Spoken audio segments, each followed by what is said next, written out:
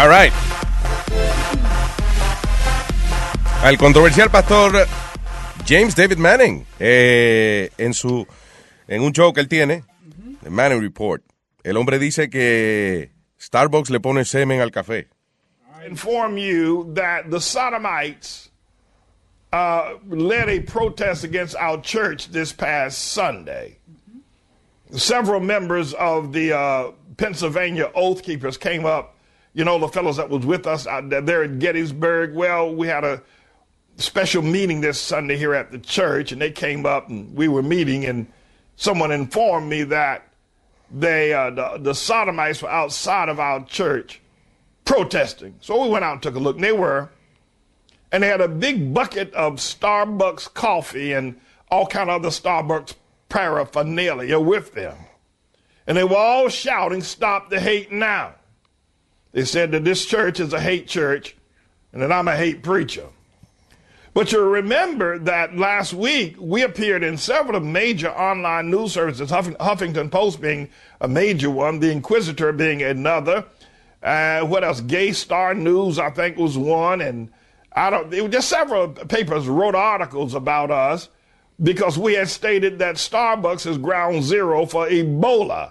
And we pointed up how these homosexual sodomite persons such as Dr. Craig Spencer, who lives right here in the Harlem area, who is a sodomite, that they frequent, that Starbucks is a place where these types frequent and a lot of body fluids are exchanged there. Ebola, but the thing that I was not aware of is that there had been some information that had been released, and the Inquisitor news online news service carried this as a major story the week before, that what Starbucks was doing is that they were taking specimens of male semen and they were putting it in the blends of their lattes.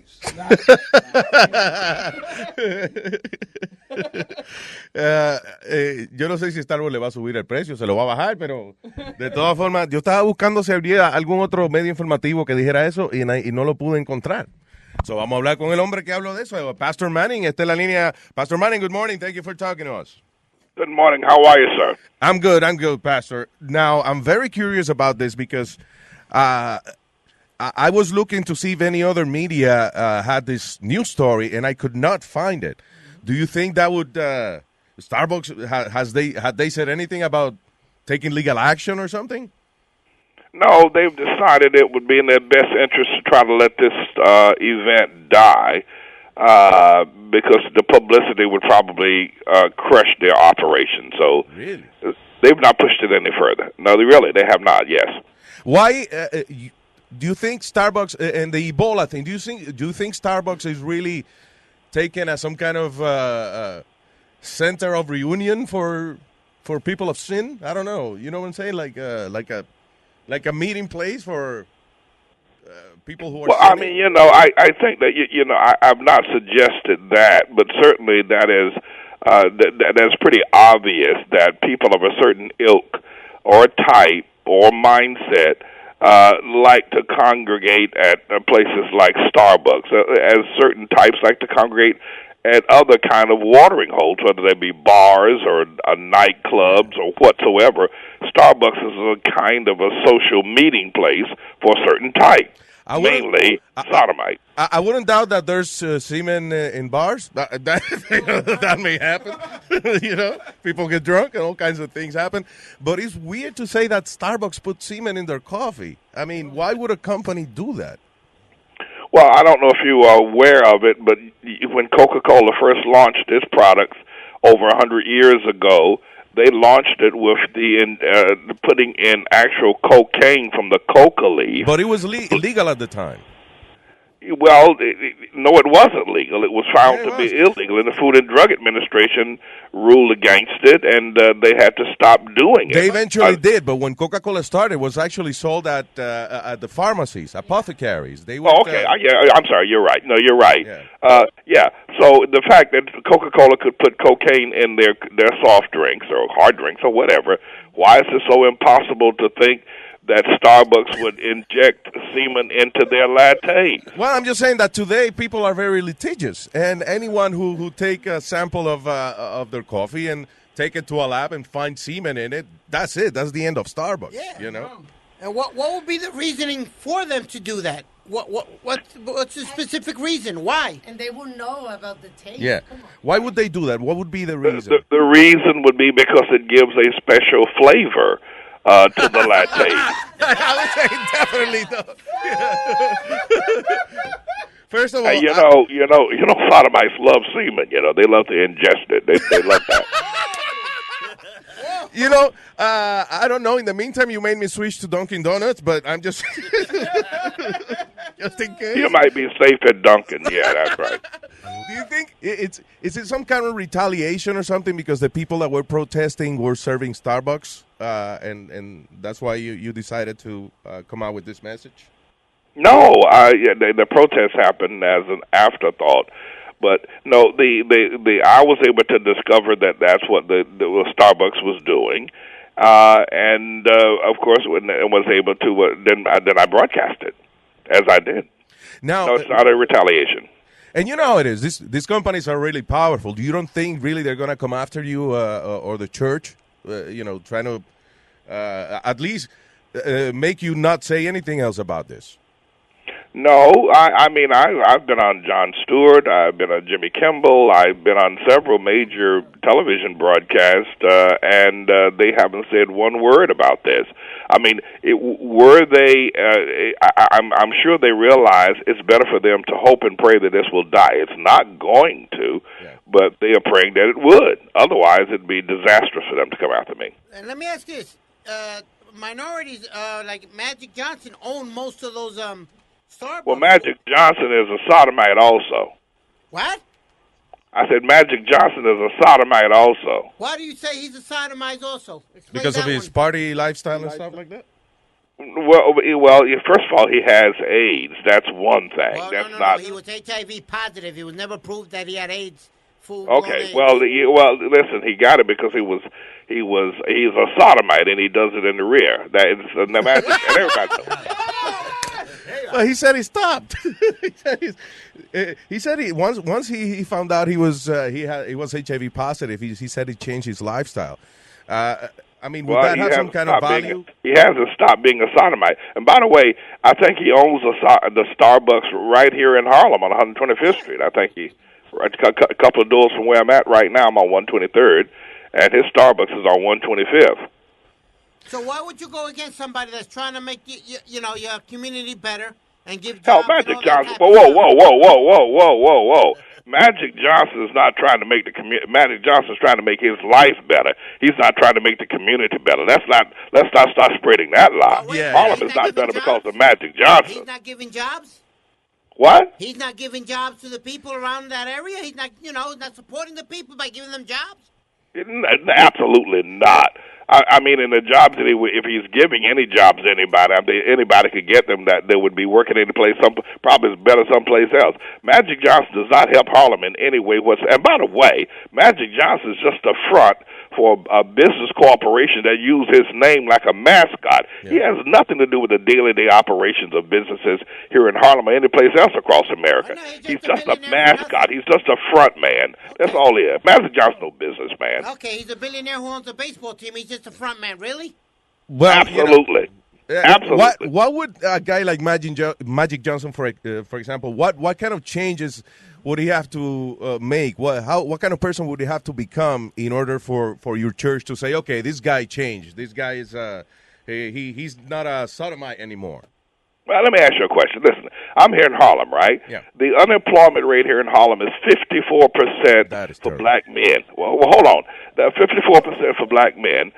For college youth, over 30% unemployment for this community. Mm-hmm. And it's been sustained. Over the last 10 years, it's been that way. Homelessness is off the charts. You've got several thousand people that are homeless right here in Harlem that are black people, that are so-called, if you will. Mm-hmm. You've got poor education going on in this community like you would not believe. Magic Johnson and Jay-Z and all these other freaks swear or give the impression that somehow or another They're helping the community. But Harlem is doing worse now. Black people are doing worse now than they've ever done in the history of black people. And Harlem right now is being overtaken by the likes of a Magic Johnson. These people are sellouts. They're nothing more than sellouts of their own people using corporations fronting them. Harlem is not better. Lifestyles are not better because, in fact, they're worse as a result of pinch-nosed Negroes like Magic Johnson and Jay-Z and all that other crowd. But who else is going to get jobs in the area, or what would have to happen in order to get more jobs in the area? First of all, isn't it because also the population has increased also, right, in these areas? No, the population in Harlem, the black or the African-American population in Harlem has greatly decreased. Listen, in the Hispanic radio, if you go over to the El Barrio on 3rd Avenue, 1st Avenue, 2nd Avenue from 108th Street all the way up to 125th Street, there's a vibrant community of businesses that are owned by the Latinos. They're doing extremely great, even though they put a big mall on 116th Street. If you go to Broadway from 125th Street all the way up to 155th Street at Columbia Presbyterian Hospital, the Dominicans have a vibrant lifestyle, vibrant community, vibrant business, economic development community. Harlem, black people have nothing. They have these idiots running around here like Magic Johnson and Jay-Z and a bunch of other people doing nothing but selling them out like Obama. It's a scream of what's happening to black people with their ignorant ass selves. We all have sellouts. Like in the Spanish community, there's a lot of sellouts too. Yeah. Like this guy, the not like black folks. Yeah, like Mateo. That guy, he's kind of a sellout. But in the end, who is going to bring businesses? Who's going to fix it? Or how can we fix the situation in Harlem?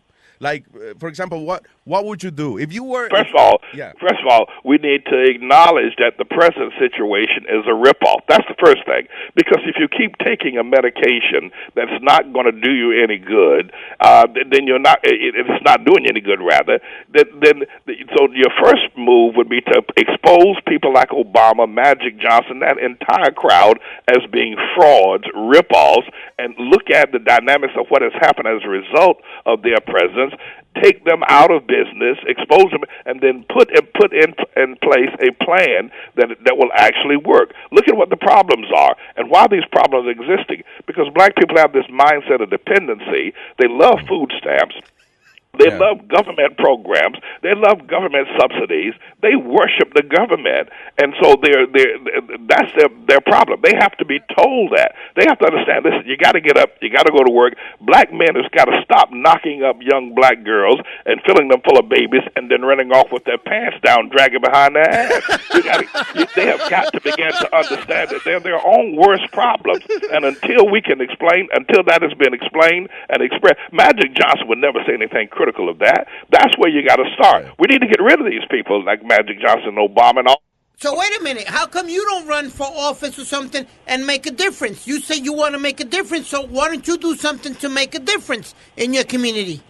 I'm not a politician, and I want to say this, and listen, I'm a pastor, I'm a preacher of the gospel, I'm a preacher of the word of God. There is no position higher on planet Earth than a man who serves Almighty God. Being a politician would be a step down for me. However, on the other hand, I do try to help the community. I run a school. I preach the gospel. I try to educate these people. But I'm up against a major movement of ignorance like you will not believe. But Pastor, my question is, for example, so what would a black man would aspire for? Because what we think, what success in my mind is, you get to find a good job. Maybe you put together some money, and then you have your own business.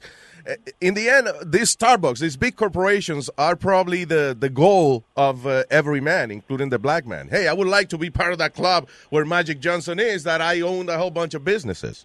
There's no other way of making money in this country. No, I mean, I understand what you're saying, but you have to realize that the money that is made here in Harlem, whether it's from Starbucks or some local bodega, does not stay in the community, and nor does it benefit the indigenous people of the community. On the other hand, many of the employees in the Starbucks corporation are not necessarily members of the indigenous community as well. Listen, Adam Clayton Powell Jr., nearly half a century ago, marched up and down 125th Street till he wore his shoes out, trying to get jobs in places like what was then popular, the F.W. Woolworth store and other stores. If you walk up and down 125th Street now in so-called black Harlem, only 3% of the businesses on that major strip is owned by black people. That's a scream. That's an outrage. I mean, it's absolutely incredible that black people are so impotent that they can't run the businesses in their own community. And the reason why is because of their mindset, their political mindset. They're ignorant as hell. And not only that, but they're too lazy and dependent upon the government and government handouts. I mean, this is a holocaust economically that's going on in the community. Moreover, their social values are all screwed up. I mean, they don't mind making children and letting the welfare department take care of them. There's no shame in that. They have absolutely no shame whatsoever. And then you have the movie industry, the sports industry, the media industry saying that black people are cool. They're doing wonderful things. That's the biggest lie that's ever been told. So how can a voice like mine with absolute truth pointing out the numbers? Listen, you got nearly 2 million black men in prison. All that's happening since the advent of people like Magic Johnson going to prison, killing each other in Chicago, killing children. I mean, this is absolutely incredible that anybody in their right mind would ever think that black people are doing any. And then they got that asshole Barack Hussein Obama up there as their mascot, somehow or another, thinking that he is doing something good. There's never been a time in the history of the world that black people are doing as bad as they are right now, and especially since Obama. Well, let me tell you something. You said something very interesting, and in a way, I have to agree with the fact that if you take your life to protest and complain about what the government or a country has done to you, while other communities are working hard to progress, obviously you're going to fall behind. And I think that's what's happening maybe with the black community, right? Absolutely. So you hit the nail on the head. Yeah. Absolutely. Other communities are organized and working together and putting their monies together, understanding the economic powers within the family structure, first of all, and then the small businesses, and patronizing one another. Black people patronize the government. Listen, the cottage industry, the economic program for black people is marching and protesting racism. They use racism to get everything that they want. When they want something, they cry racism. They don't start a business, build automobiles, open up stores. Black people cry racism. Did you see the Oscars this year? While the black community was protesting, like 3 or 4 Hispanic directors and cinematographers got the Oscars this year. You know, right? So, listen.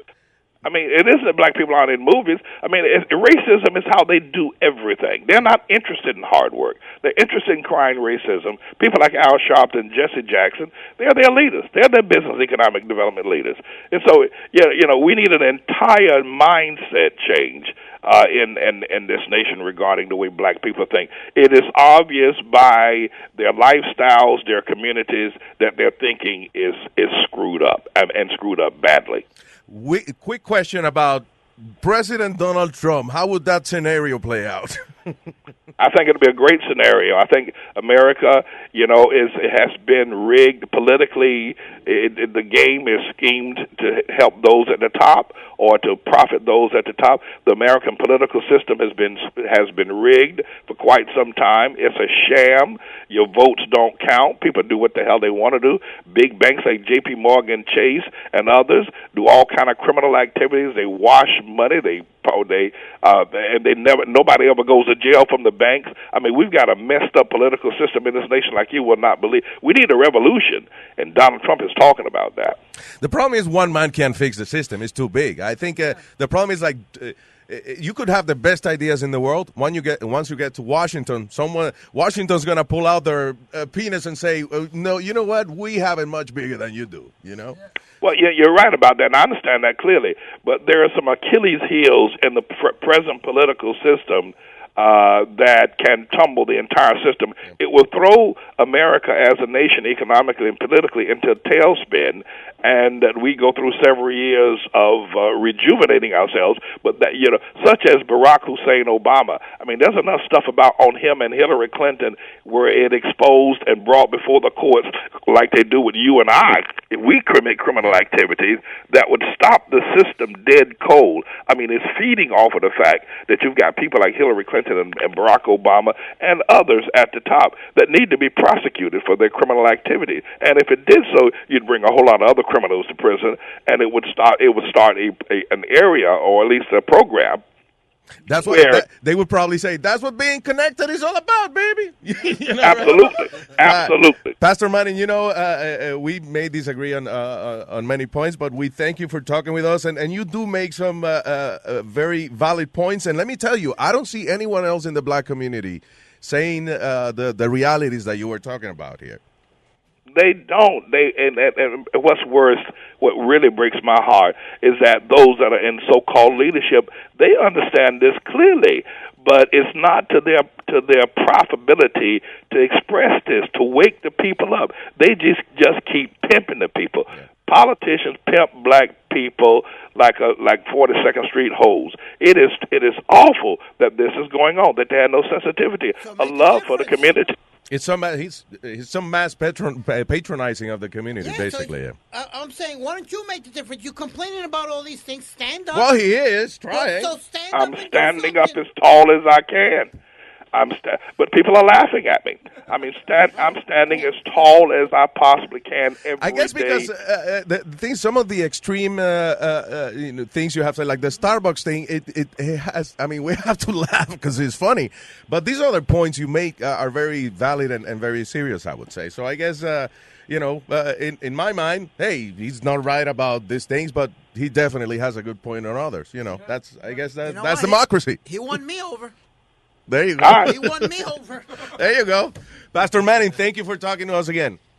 Thank you for having me on. Take care. Bro. Take care. Bye-bye. El tipo tiene razón. Diablo, Luis. O sea, en ese aspecto, lo que él está diciendo, yo nunca había oído un moreno diciendo, listen, el problema de la comunidad negra es que nosotros nos pasamos protestando y como... y que nos pasen la mano y vaina de que discriminación. Y mientras tanto, las otras comunidades están trabajando y haciendo sus negocios y su vaina. Yo no sé cómo. I guess él es demasiado loco como para que Starbucks vaya quizás a demandarlo o una vaina de esa, pero. But he's saying that Starbucks coffee has semen. Y si se vende mucho, ahorita le ponen un negocio, SEMEN 11 al lado. SEMEN. SEMEN 11.